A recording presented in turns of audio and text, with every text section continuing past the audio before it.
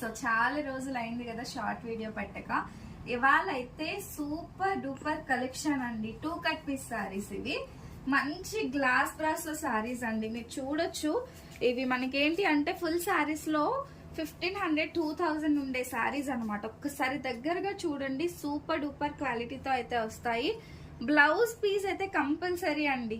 మీలో చాలా మంది బ్లౌజెస్ అడుగుతా ఉంటారు కదా, సో ఈ సారీస్ లో 100% బ్లౌజ్ అయితే వచ్చేస్తుంది అనమాట.